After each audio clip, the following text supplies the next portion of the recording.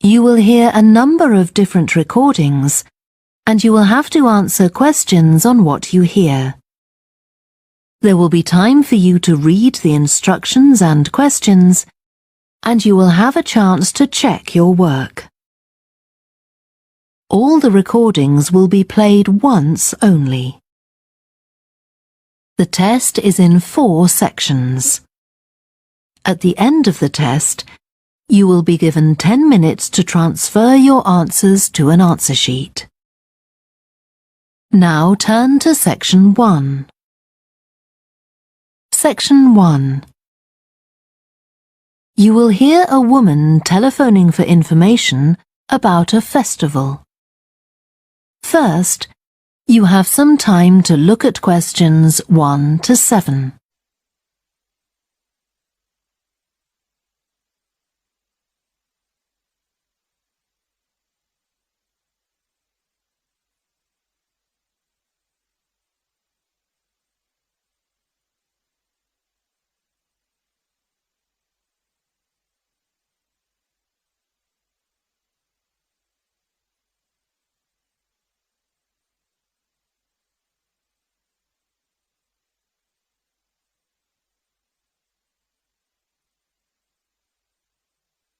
You will see that there is an example that has been done for you. On this occasion only, the conversation relating to this will be played first. Good morning, Stretton Festival box office. How can I help you? Oh, hello. My family and I are on holiday in the area, and we've seen some posters about the festival this week. Could you tell me about some of the events, please? Of course. First of all, are there still tickets available for the jazz band on Saturday? There are, but only £15. The £12 seats have all been sold. The man says that tickets are available for £15, so 15 has been written in the space. Now we shall begin. You should answer the questions as you listen because you will not hear the recording a second time. Listen carefully and answer questions 1 to 7. Good morning, Stretton Festival box office. How can I help you? Oh, hello. My family and I are on holiday in the area, and we've seen some posters about the festival this week. Could you tell me about some of the events, please? Of course. First of all, are there still tickets available for the jazz band on Saturday? There are, but only £15. The £12 seats have all been sold. OK, and the venue is the school, isn't it? Yes, that's right. The secondary school. Make sure you don't go to the primary school by mistake. And there's an additional performer who isn't mentioned on the posters. Carolyn Hart is going to play with the band. Oh, I think I've heard her on the radio. Doesn't she play the oboe or flute or something? Yes, the flute. She usually plays with symphony orchestras, and apparently this is her first time with a jazz band. Well, I'd certainly like to hear her.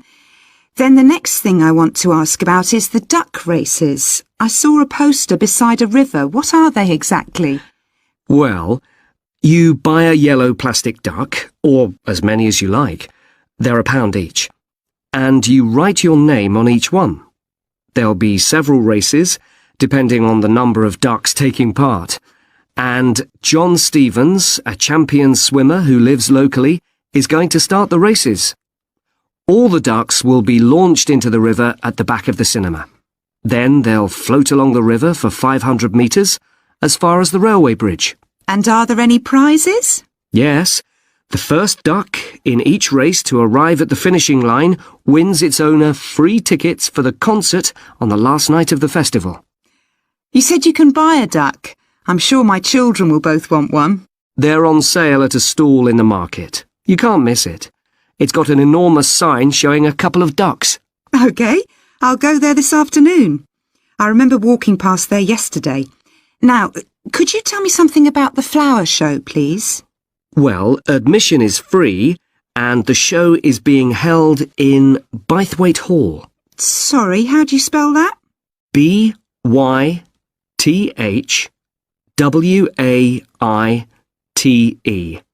Bythwaite. Is it easy to find? I'm not very familiar with the town yet. Oh, you won't have any problem. It's right in the centre of Stretton. It's the only old building in the town, so it's easy to recognise. I know it. I presume it's open all day. Yes, but if you'd like to see the prizes being awarded for the best flowers, you'll need to be there at 5 o'clock. The prizes are being given by a famous actor, Kevin Shapless. He lives nearby and gets involved in a lot of community events. Gosh, I've seen him on TV. I'll definitely go to the prize giving. Right. Before you hear the rest of the conversation, you have some time to look at questions 8 to 10.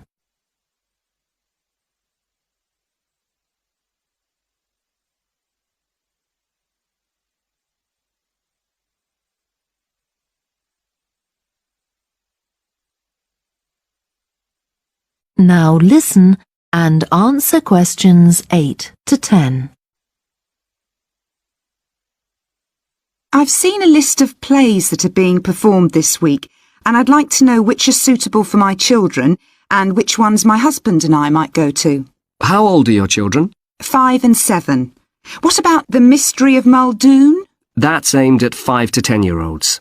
So if I take my children, I can expect them to enjoy it more than I do? I think so. If you'd like something for yourself and your husband and leave your children with a babysitter, you might like to see Fire and Flood. It's about events that really happened in Stretton 200 years ago, and children might find it rather frightening. Oh, thanks for the warning. And finally, what about Silly Sailor? That's a comedy, and it's for young and old. In fact, it won an award in the Stretton Drama Festival a couple of months ago. OK. Well, goodbye and thanks for all the information. I'm looking forward to the festival. Goodbye. That is the end of section 1. You now have half a minute to check your answers.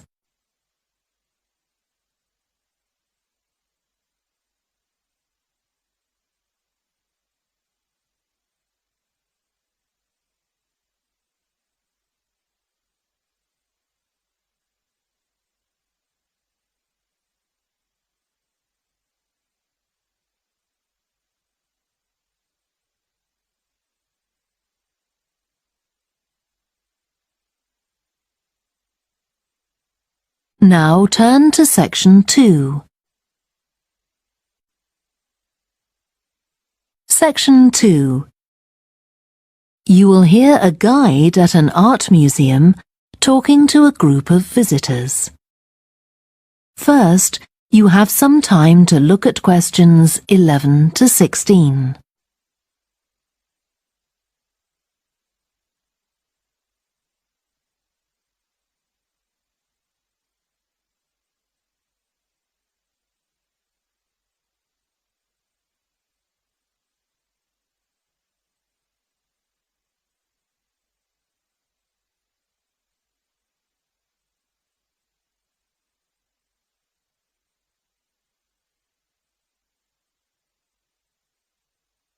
Now listen carefully and answer questions 11 to 16. Good morning and welcome to the museum, one with a remarkable range of exhibits which I'm sure you'll enjoy. My name's Greg and I'll tell you about the various collections as we go around. But before we go, let me just give you a taste of what we have here. Well, for one thing, we have a fine collection of 20th and 21st century paintings, many by very well-known artists. I'm sure you'll recognize several of the paintings. This is the gallery that attracts the largest number of visitors, so it's best to go in early in the day before the crowds arrive. Then there are the 19th century paintings. The museum was opened in the middle of that century, and several of the artists each donated one work to get the museum started, as it were.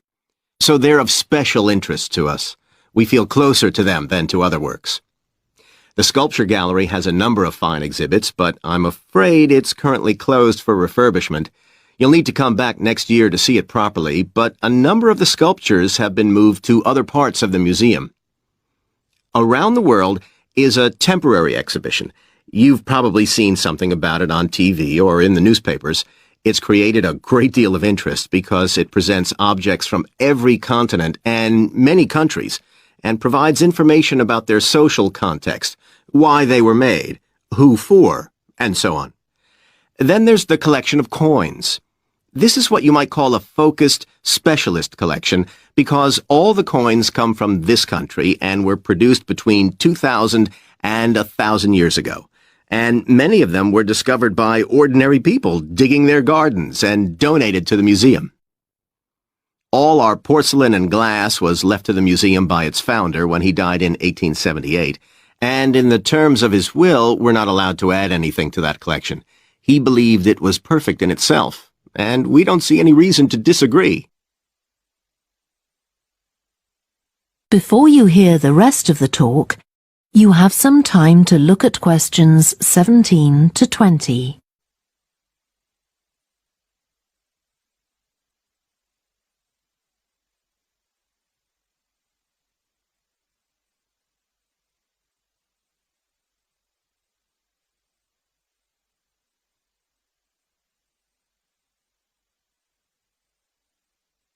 Now listen and answer questions 17 to 20. Okay, that was something about the collections, and now here's some more practical information, in case you need it. Most of the museum facilities are downstairs in the basement, so you go down the stairs here. When you reach the bottom of the stairs, you'll find yourself in a sitting area with comfortable chairs and sofas where you can have a rest before continuing your exploration of the museum. We have a very good restaurant which serves excellent food all day in a relaxing atmosphere. To reach it, when you get to the bottom of the stairs, go straight ahead to the far side of the sitting area, then turn right into the corridor. You'll see the door of the restaurant facing you. If you just want a snack or if you'd like to eat somewhere with facilities for children, we also have a cafe. When you reach the bottom of the stairs, you'll need to go straight ahead, turn right into the corridor, and the cafe is immediately on the right. And talking about children, there are baby-changing facilities downstairs. Cross the sitting area, continue straight ahead along the corridor on the left, and you and your baby will find the facilities on the left-hand side.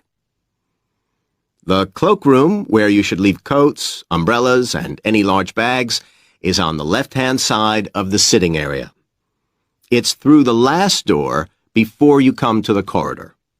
There are toilets on every floor, but in the basement, they're the first rooms on the left when you get down there.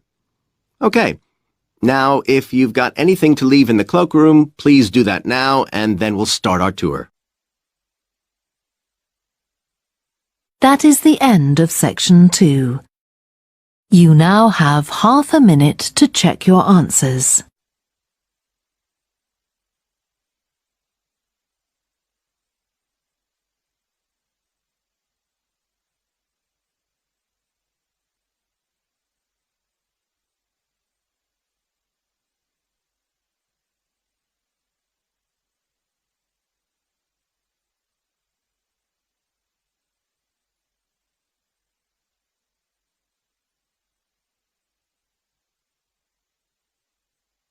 Now turn to section 3. Section 3. You will hear a student called Joanna talking to her new supervisor about some research she has done on psychology and music.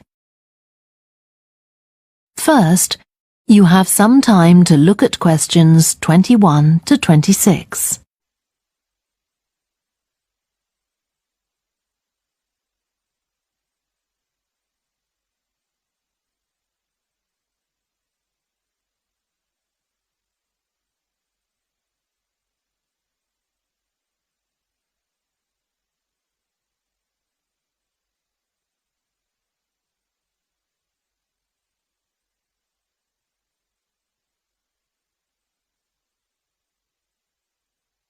Now listen carefully and answer questions 21 to 26.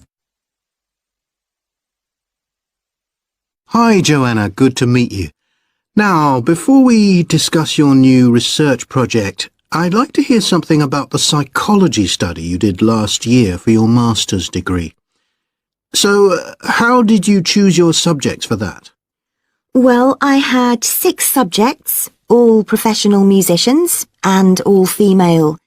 3 were violinists, and there was also a cello player and a pianist and a flute player. They were all very highly regarded in the music world, and they'd done quite extensive tours in different continents, and quite a few had won prizes and competitions as well. And they were quite young, weren't they? Yes, between 25 and 29. The mean was 27.8. I wasn't specifically looking for artists who'd produced recordings, but this is something that's just taken for granted these days, and they all had. Right. Now, you collected your data through telephone interviews, didn't you? Yes. I realised if I was going to interview leading musicians, it'd only be possible over the phone because they're so busy. I recorded them using a telephone recording adapter. I'd been worried about the quality, but it worked out all right.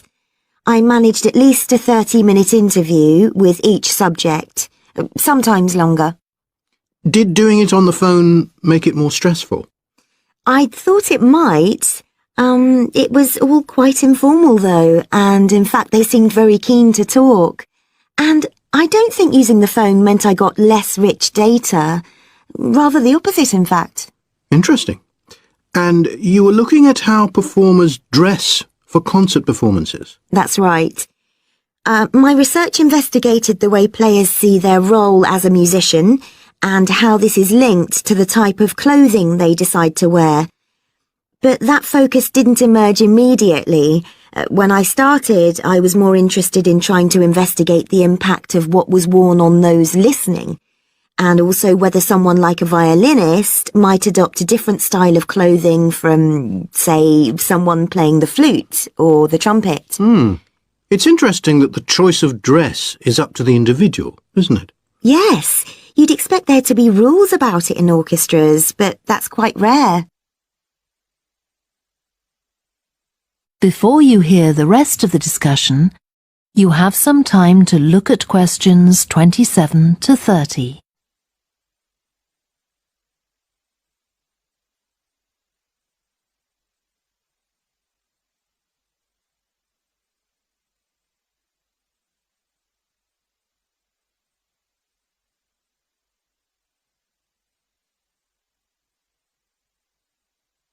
Now listen and answer questions 27 to 30. You only had women performers in your study. Was that because male musicians are less worried about fashion? I think a lot of the men are very much influenced by fashion, but in social terms, the choices they have are more limited. They'd really upset audiences if they strayed away from quite narrow boundaries. Now, popular music has quite different expectations. Did you read Mike Frost's article about the dress of women performers in popular music? No. Well, he points out that a lot of female singers and musicians in popular music tend to dress down in performances and wear less feminine clothes, like jeans instead of skirts. And he suggests this is because otherwise they'd just be discounted as trivial. But you could argue they're just wearing what's practical. I mean, a pop music concert is usually a pretty energetic affair. Yes, he doesn't make that point, but I think you're probably right. I was interested by the effect of the audience at a musical performance when it came to the choice of dress. The subjects I interviewed felt this was really important. It's all to do with what we understand by performance as a public event. They believed the audience had certain expectations, and it was up to them as performers to fulfill these expectations, to show a kind of esteem. They weren't afraid of looking as if they'd made an effort to look good. I think in the past, the audience would have had those expectations of one another too, but that's not really the case now. Not in the UK, anyway. No. And I also got interested in what sports scientists are doing too, with regard to clothing. Musicians are quite vulnerable physically, aren't they? Because the movements they carry out are very intensive and repetitive, so I'd imagine some features of sports clothing could safeguard the players from the potentially dangerous effects of this sort of thing. Yes, but musicians don't really consider it. They avoid clothing that obviously restricts their movements, but that's as far as they go. Anyway, coming back to your own research, do you have any idea where you're going from here? I was thinking of doing a study using an audience, including...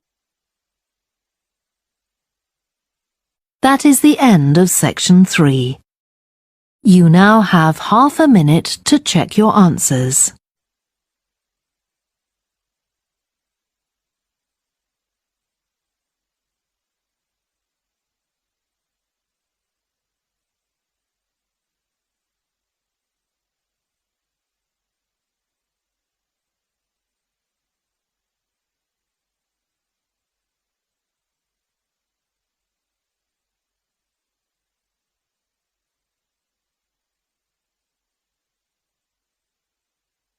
Now turn to section 4. Section 4. You will hear part of a lecture about a way of reducing the amount of carbon dioxide in the atmosphere.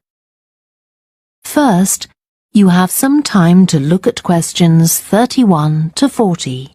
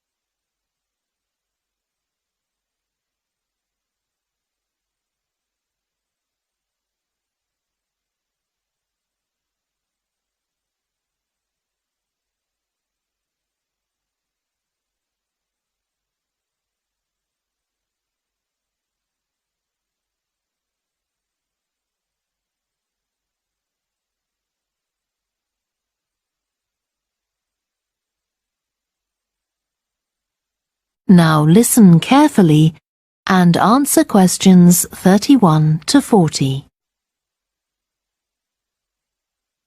As we saw in the last lecture, a major cause of climate change is the rapid rise in the level of carbon dioxide in the atmosphere over the last century.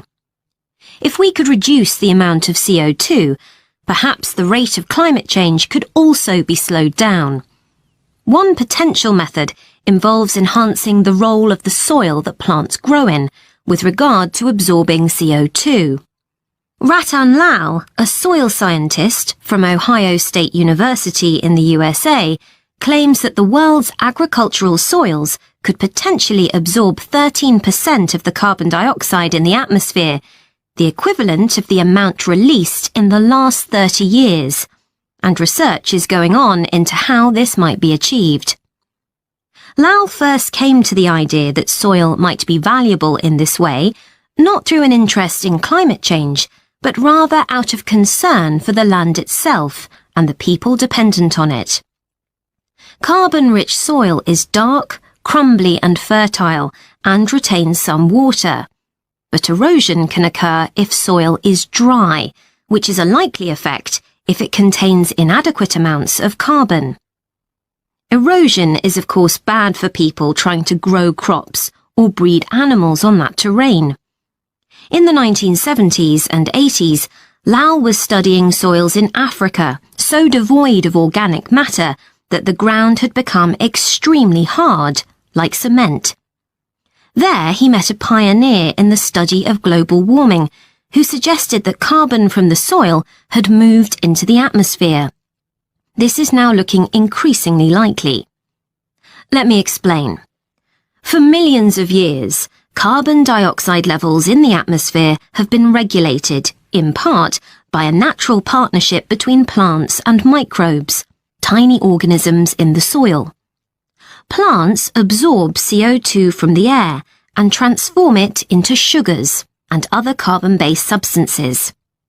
While a proportion of these carbon products remain in the plant, some transfer from the roots to fungi and soil microbes, which store the carbon in the soil. The invention of agriculture some 10,000 years ago disrupted these ancient soil-building processes and led to the loss of carbon from the soil. When humans started draining the natural topsoil and ploughing it up for planting, they exposed the buried carbon to oxygen. This created carbon dioxide and released it into the air. And in some places, grazing by domesticated animals has removed all vegetation, releasing carbon into the air. Tons of carbon have been stripped from the world's soils, where it's needed, and pumped into the atmosphere. So, what can be done?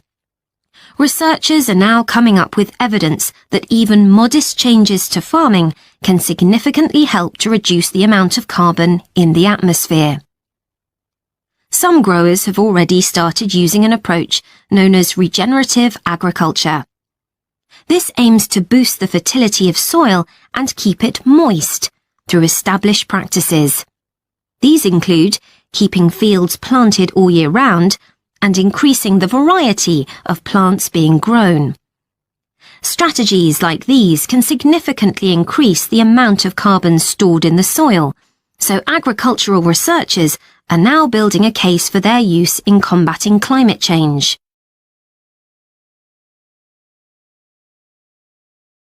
One American investigation into the potential for storing CO2 on agricultural lands is taking place in California.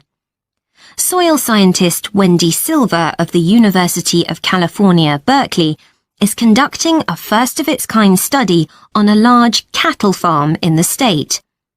She and her students are testing the effects on carbon storage of the compost that is created from waste, both agricultural, including manure and corn stalks, and waste produced in gardens, such as leaves, branches, and lawn trimmings.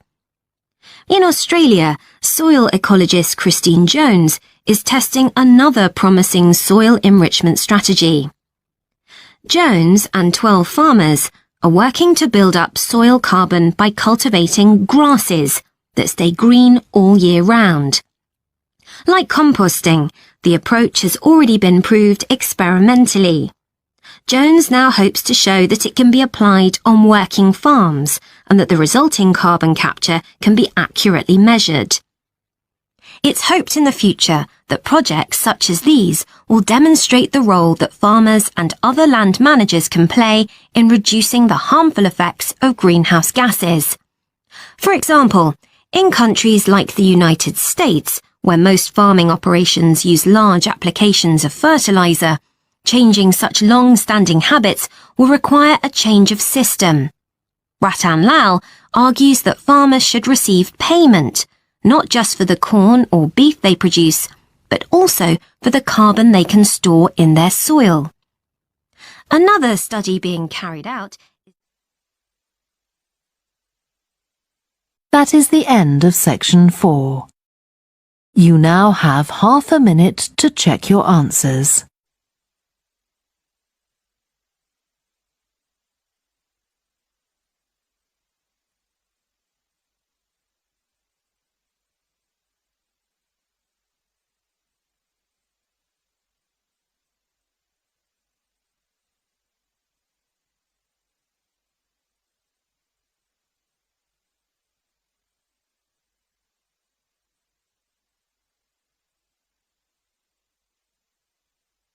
That is the end of the listening test.